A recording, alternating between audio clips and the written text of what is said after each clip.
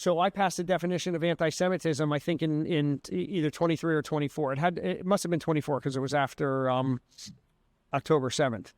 And as one of the leading examples of what might be anti-Semitic, I had to pull out as an example, and the examples were taken from the International Holocaust Remembrance Alliance definitions, what's known as IRA, the IRA definition.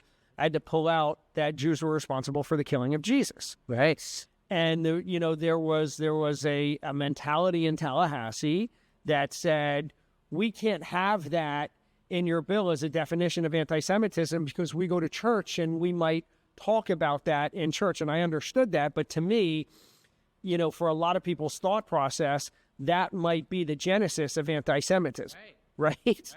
So, but it was either pass, and I'm not going to say an imperfect bill because I don't think we, depending on how you're talking about that, if somebody comes at you in a threatening manner and says you're responsible for the killing of Christ, then, you have to look at it through that lens and say that might be anti-Semitic. Right. If you're talking about it in church, and it's Christmas or history. Right.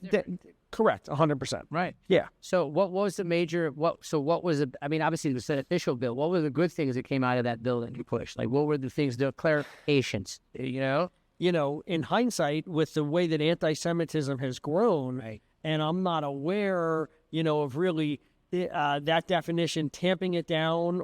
I will say, because I don't agree with the governor on a lot, but, the state of Florida has done a lot in our higher education system to say, no, we're not going to tolerate that on campus, but we still see stuff in the streets, where I think, certainly from the Jewish lived experience, when you say from the river to the sea, we know that that's an anti-Semitic saying, right? They want to get rid of us, the 6 million Jews who live in that area, or, 6 million Jews who live in that area from the river to the sea, they want us dead. Right. Right? So globalize the Intifada is another one. Correct. Right? And I think that we're seeing free Palestine. Right? Same way. But you're not seeing anybody getting prosecuted for saying that. And look, you're a criminal defense lawyer. I think and I've been practicing for 33 years. I've only handled it that I can recall 2 speech cases. Okay, one that somebody mailed a letter that said keep fucking with the NRA and you will be DOA. Right. Okay.